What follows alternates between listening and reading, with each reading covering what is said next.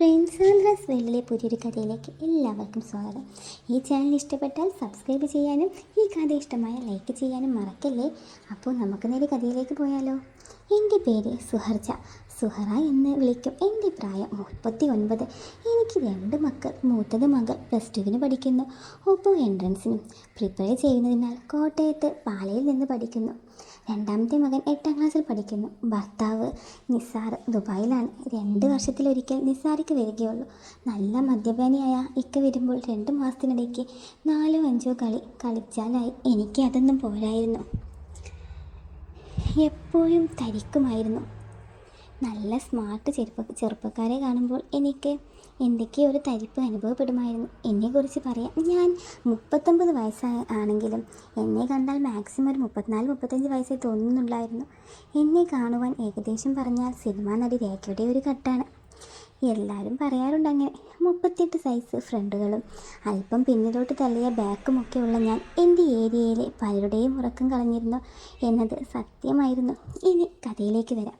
ഈ കഥയിലെ എൻ്റെ നായകൻ എൻ്റെ അനുജത്തെ നൂർജഹാൻ്റെ പുയ്യാപ്പിള ഫൈസി എന്ന് വിളിക്കുന്ന ഫൈസലാണ്.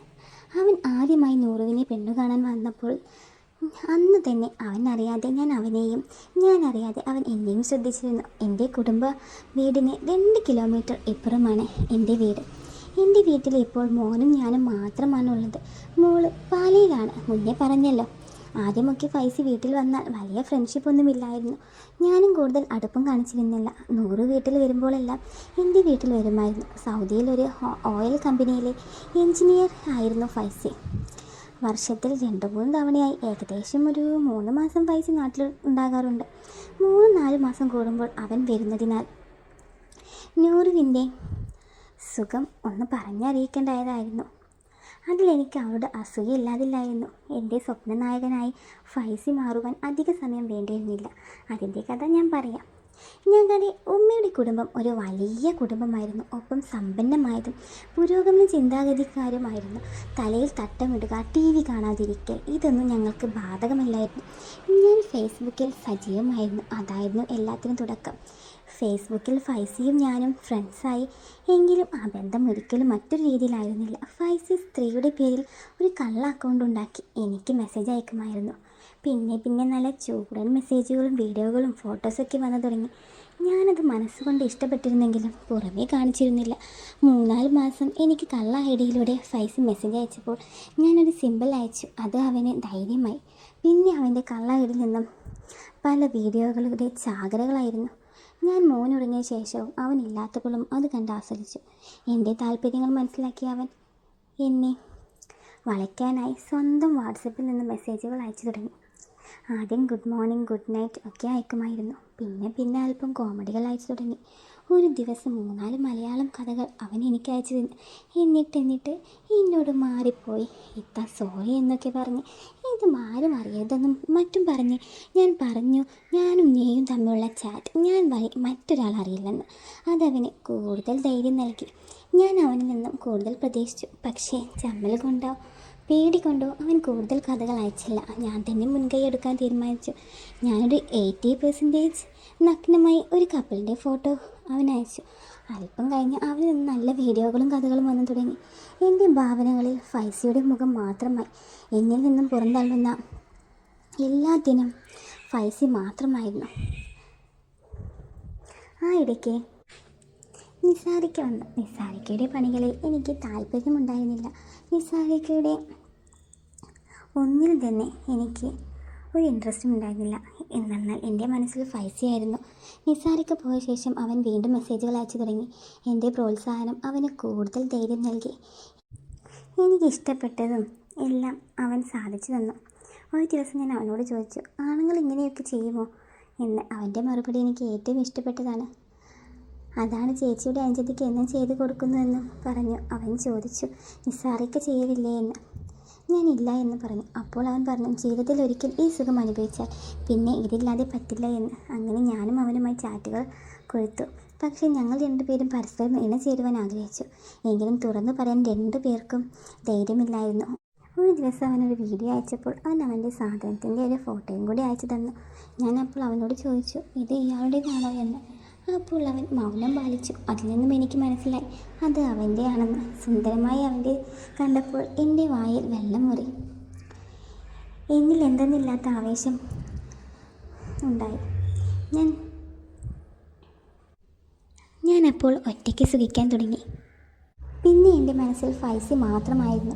അവനോട് പലതും തുറന്ന് പറയുവാൻ മനസ്സിലെ പേടിയും ലജ്ജയും സമ്മതിച്ചില്ല. എൻ്റെ വാട്സപ്പിൽ ഓരോ മെസ്സേജ് വരുമ്പോൾ ഞാൻ ആവേശത്തോടെ നോക്കി അത് ഫൈസിയുടേതായിരിക്കണമേ എന്ന്. എന്നേക്കാൾ 7 വയസ്സിന് ഇളവനായ അവൻ എൻ്റെ എല്ലാമായി മാറിയിരുന്നു അപ്പോഴേക്കും. ഇനി പിന്നീട് അവൻ പറഞ്ഞ ചില സംഭവങ്ങളാണ്. അത് അവൻ്റെ വായിൽ നിന്ന് തന്നെ കേൾക്കാം. സുഹറ ഇത്ത എൻ്റെ കല്യാണം കഴിഞ്ഞ നാൾ മുതൽ എൻ്റെ ഒരു വികാരമായി മാറിയിരുന്നു. ഇത്തയെ ഒരിക്കലെങ്കിലും കളിക്കണം എന്ന് എൻ്റെ ഏറ്റവും വലിയ ആഗ്രഹമാണ്. ഇത്തയുടെ വിടർന്ന ബാക്കുകളും തെറിച്ചു നിൽക്കുന്ന ഫ്രണ്ടുകളും എൻ്റെ വീക്ക്നെസ്സായിരുന്നു. ഒരു സത്യം പറയാം, 35-നും 45-നും ഇടയിലുള്ള ചേച്ചിമാർ ഒരു വീക്ക്നെസ്സായിരുന്നു. അവരാകുമ്പോൾ സേഫുമാണ്, നല്ല രീതിയിൽ സഹകരിക്കുകയും ചെയ്യും. ചെറുപ്പക്കാരികൾക്ക് പലതിനും മറപ്പായിരിക്കും. അങ്ങനെ ഇരിക്കെയാണ് കള്ള ഐഡിയയിലൂടെ ചേച്ചിയുടെ മനസ്സറിഞ്ഞത്. ചേച്ചിക്ക് ഈ വിഷയത്തിൽ ഇൻട്രസ്റ്റ് ഉണ്ടെന്ന് മനസ്സിലായി. പിന്നെ ഞാൻ എൻ്റെ ഐഡിയയായി ശ്രമം തുടങ്ങി. കഥ അയച്ച് കൊടുത്തു നോക്കി. അതിൽ ഇത്തേക്ക് പ്രശ്നമൊന്നുമില്ല എന്ന് മനസ്സിലാക്കിയതോടെ എൻ്റെ പ്ലാൻ വർക്കൗട്ട് ആകുന്നതിനായി എനിക്ക് മനസ്സിലായി.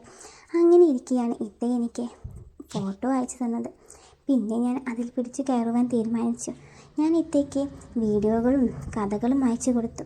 ഇത്തയ്ക്ക് അതൊക്കെ ഒരു പാടിഷ്ടമായെന്ന് എനിക്ക് മനസ്സിലായി. ഇത്ത എന്നെ പ്രോത്സാഹിപ്പിക്കുന്നുണ്ടായിരുന്നു. പിന്നെയും കഥയിലേക്ക് വരാം. സുഹറയുടെ വാക്കുകളിലൂടെ. ആ ഇടയ്ക്കാണ് ഫൈസി നാട്ടിൽ വന്നത്. അവനും നൂറും ഉമ്മയും കൂടി എൻ്റെ വീട്ടിലേക്ക് വന്നപ്പോൾ എൻ്റെ ശരീരം നന്നായി വിറയ്ക്കുവാൻ തുടങ്ങി. മുൻ പ്രാവശ്യത്തെ പോലെ അല്ലായിരുന്നു ഇപ്പോൾ അവൻ എൻ്റെ ആരെല്ലാമോ ആയി മാറി കഴിഞ്ഞിരുന്നല്ലോ. ഉമ്മയും നൂറും കാണാതെ ഞാൻ അവനെ ശ്രദ്ധിക്കുന്നുണ്ടായിരുന്നു. അവൻ ഞാൻ ചായ കൊടുക്കുവാൻ പോകുമ്പോൾ അവൻ അറിയാത്ത ഭാവത്തിൽ എൻ്റെ വിരലിൽ തട്ടി. എനിക്കപ്പോൾ ഇറത്തടിച്ച അവസ്ഥയായിരുന്നു. അപ്പോഴേക്കും എന്തൊക്കെയോ വികാരങ്ങൾ അവിടെ ഉറപൊട്ടി ഒഴുകാൻ തുടങ്ങി. പിന്നെ അവർ പോയ ശേഷം ഞാൻ രാത്രി അവനെയും ഓർത്ത് സ്വന്തം അങ്ങ് സുഖിച്ചു. എൻ്റെ മനസ്സിൽ അവനൊപ്പം ഒരു പ്രാവശ്യമെങ്കിലും ബന്ധപ്പെടണമെന്ന ശക്തമായ ഒരു ആഗ്രഹമുണ്ടായിരുന്നു. അതിനെപ്പറ്റി ആലോചിക്കുമ്പോൾ ഒന്നിനും എനിക്ക് ധൈര്യമില്ലായിരുന്നു. ഞാൻ എൻ്റെ ആഗ്രഹങ്ങളെ കെട്ടി നിർത്തുകയായിരുന്നു. എന്നെ കണ്ടതിൻ്റെ പിറ്റേ ദിവസം അവൻ എന്നെ വിളിച്ചു. എന്നെ കുറേ പൊക്കി പറഞ്ഞു സുന്ദരിയാണെന്നും മറ്റും. അവൻ്റെ സംസാരത്തിൽ നിന്നും അവനും മുട്ടി നിൽക്കുകയാണെന്നും എൻ്റെ ഭാഗത്ത് നിന്നും ചെറിയൊരു സിഗ്നൽ കിട്ടിയാൽ അവൻ എന്നെ തകർക്കുമെന്നും അവൻ എൻ്റെ കസ്റ്റഡിയിലാകുമെന്നും എനിക്ക് ഉറപ്പായിരുന്നു. ധൈര്യമില്ലായ്മ മൂലം ഞാൻ ഒന്നിനും മുൻകൈ എടുക്കണ്ട എന്ന് തീരുമാനിച്ചു. അവൻ പല രീതിയിലും നമ്പറുകളിട്ട് ഞാൻ ഒന്നിനും പിടികൊടുത്തില്ല. അങ്ങനെ ഇരിക്കെ ദിവസം നൂറും ഫൈസിയും കൂടി വീട്ടിൽ വന്ന് ഉച്ചഭക്ഷണമൊക്കെ കഴിച്ചു പോകുവാൻ നേരം ഫൈസി മനഃപൂർവ്വം മൊബൈൽ എൻ്റെ വീട്ടിൽ വെച്ച് മറന്നുപോയി. വീട്ടിലെത്തിയ ശേഷം നൂറു എന്നെ വിളിച്ചു ഫൈസിക്കൊരു ഫോൺ അവിടെ ഉണ്ടോ എന്ന്. ഞാൻ നോക്കിയപ്പോൾ അവിടെ കിടപ്പുണ്ടായിരുന്നു. അപ്പോൾ നൂറു പറഞ്ഞു ഫൈസിക്ക് സിനിമയ്ക്ക് പോകാൻ പോവുകയാണ്, പോകുമ്പോൾ അവിടെ വന്ന് ഫോൺ എടുക്കുമെന്നും പറഞ്ഞ് കോള് കട്ട് ചെയ്തു. അപ്പോൾ കാര്യം എനിക്ക് മനസ്സിലായി. അവൻ സിനിമയ്ക്ക് എന്ന് പറഞ്ഞ് അവിടുന്ന് ഇപ്പോൾ മുങ്ങും, ഇവിടെ പൊങ്ങും. അവൻ്റെ ഉദ്ദേശവും എനിക്ക് മനസ്സിലായി. എൻ്റെ മകൻ പഠിക്കാൻ പോയിരിക്കുകയായിരുന്നു. അവൻ വരാൻ ഇനിയും 3-4 മണിക്കൂറുണ്ട്. എന്തെങ്കിലുമൊക്കെ നടക്കുമെന്ന് ഞാൻ മനസ്സിൽ പറഞ്ഞു. ഒരു 5 മിനിറ്റ് കഴിഞ്ഞപ്പോൾ ഫൈസി വന്നു. അവൻ വന്നപ്പോൾ അവൻ്റെ ഫോൺ എടുത്തു കൊടുത്തു. അപ്പോൾ അവൻ ചോദിച്ചു ഇത്ത എന്നെ പെട്ടെന്ന് പറഞ്ഞയക്കുവാൻ നോക്കുകയാണോ എന്ന്. അപ്പോൾ ഞാൻ പറഞ്ഞു ഇല്ല മോനെ, കയറി വാ, നിനക്ക് സിനിമയ്ക്ക് പോകണമെന്നാണ് ഞാൻ കരുതിയത്. അപ്പോൾ അവൻ പറഞ്ഞു ഞാൻ കണ്ട പടമ, അതുകൊണ്ട് അത് ക്യാൻസൽ ചെയ്തെന്ന് അവൻ പറഞ്ഞു. എനിക്ക് കുടിക്കാൻ വെള്ളം പോലും തരില്ല അല്ലേ? അപ്പോൾ ഞാൻ പറഞ്ഞു അയ്യോ സോറി ഫൈസി, എനിക്കത് വേണം, എന്ത് വേണമെങ്കിലും തരാം. അപ്പോൾ അവൻ ചോദിച്ചു എന്തും തരുമോ? എന്നിട്ട് ഒരു കള്ളച്ചിരി. ഞാൻ പറഞ്ഞു കുടിക്കുവാനാണ്. അപ്പോൾ കള്ളച്ചിരിയോടെ അവൻ വീണ്ടും ചോദിച്ചു കുടിക്കുവാൻ തന്നെ? ഞാൻ പറഞ്ഞു ടാങ്ക് കലക്കി തരാമെന്ന്. എന്നിട്ട്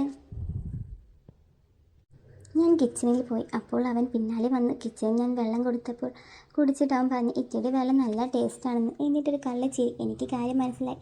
ഞാൻ പറഞ്ഞു അത് ഈ ടാങ്കിൻ്റെ ആണടാ എന്ന്. പിന്നെ അവൻ എൻ്റെ മുഖത്ത് നോക്കി പറഞ്ഞു ഇത്തിയുടെ മുഖത്ത് ഈ ചെറു മീശരോമങ്ങൾ വല്ലാത്ത ആകർഷണമാണ്. നിസ്സാർക്കയുടെ ഭാഗ്യം പറഞ്ഞിട്ട് അവൻ എൻ്റെ ഫ്രണ്ടിലേക്കാണ് നോക്കിയത്. ഞാൻ കപട ദേഷ്യത്തോടെ പോയേ എന്ന് പറഞ്ഞു.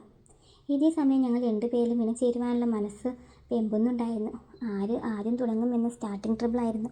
ഞങ്ങൾ അപ്പോഴും കിച്ചണിലായിരുന്നു. അപ്പോൾ അവൻ എൻ്റെ കയ്യിൽ മെല്ലെ പിടിച്ചുകൊണ്ട് പറഞ്ഞു, നല്ല നെയിൽ പോളിഷ്. ഞാനൊന്നും മിണ്ടിയില്ല. അവൻ മെല്ലെ എൻ്റെ കൈവിരലുകളിൽ താലോലിച്ചു. ഞാൻ കപട ദേഷ്യത്തോടെ വേണ്ട വേണ്ട എന്ന് പറഞ്ഞു. അപ്പോൾ അവൻ പറഞ്ഞു, ചേച്ചി sorry, but I love you. ഞാൻ പറഞ്ഞു, ശരിയാകില്ല, നൂറും അവളെ ചതിക്കാൻ വയ്യ. വേണ്ട മോനെ, സോറിടാ. അപ്പോൾ അവൻ പറഞ്ഞു, ഇതൊന്നും നൂറുവും നിസ്സാരിക്കേ അറിയില്ല. അല്പസ്നേഹം നമ്മൾ പങ്കുവയ്ക്കുന്നു. ഞാൻ പറഞ്ഞു നിന്ന എനിക്കും ഇഷ്ടമോ, ഒരുപാട് ഇഷ്ടമോ. നീ എൻ്റെ ബെസ്റ്റ് ഫ്രണ്ടാണ്, ബട്ട് അതിനപ്പുറം ശരിയാകില്ല. അപ്പോൾ അവൻ എൻ്റെ 2 തോളിലും ചേർത്ത് പിടിച്ച് അവൻ്റെ ദേഹത്തോട് ചേർത്തു. പിന്നെ ഒരു കെട്ടിപ്പിടിയായിരുന്നു. പിന്നെ അതിൽ തീർന്നു എൻ്റെ എല്ലാം.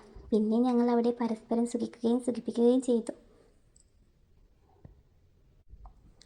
എന്നിട്ട് കുറച്ച് കഴിഞ്ഞപ്പോൾ അവൻ്റെ നെഞ്ചിൽ തലവെച്ച് കിടന്നു. അപ്പോൾ ഞാൻ ചോദിച്ചു, നമ്മൾ തെറ്റല്ലേ ചെയ്തത്? അവൻ പറഞ്ഞു, തെറ്റും ശരിയുമൊന്നും ഇപ്പോൾ നോക്കണ്ട, നമുക്കിത് ശീലമാക്കേണ്ട. വല്ലപ്പോഴും സമയവും സന്ദർഭവും ഒത്തുവരുമ്പോൾ ബന്ധപ്പെടാം. എത്തേക്ക് മകളെ കെട്ടിക്കാറായി വരുന്നു. മോനുണ്ട്, എനിക്ക് ഭാര്യയുണ്ട്. നമുക്ക് വല്ലപ്പോഴും മാത്രം ഈ രീതിയിലുള്ള ബന്ധം മതി. അല്ലാത്തപ്പോൾ നമ്മൾ സഹോദരങ്ങൾ. അതുപോലെ എൻ്റെ ഇത്ത മോൾക്ക്. ഞാൻ അവനെ ഇറുകെ പുണർന്നു. അവൻ്റെ തളർന്നു കിടന്ന കൈയെടുത്ത് ഞാൻ മെല്ലെ ഒരു ചുംബനം കൊടുത്തു. മോൻ വരാൻ ഇനി 1 മണിക്കൂർ എടുക്കും. നമുക്ക് ഒന്നുകൂടെ. അവൻ എന്നെ കെട്ടിപ്പിടിച്ചുകൊണ്ട് ഞങ്ങൾ അടുത്ത അംഗത്തിനുള്ള തുടക്കം കുറിച്ചു. അപ്പോൾ ഇന്നത്തെ സ്റ്റോറി ഇത്രയേ ഉള്ളൂ. ഈ സ്റ്റോറി ഇഷ്ടപ്പെട്ടാൽ ലൈക്ക് ചെയ്യാനും സബ്സ്ക്രൈബ് ചെയ്യാനും മറക്കല്ലേ. പുതിയ വീഡിയോയുമായി വീണ്ടും കാണാം. Okay, by.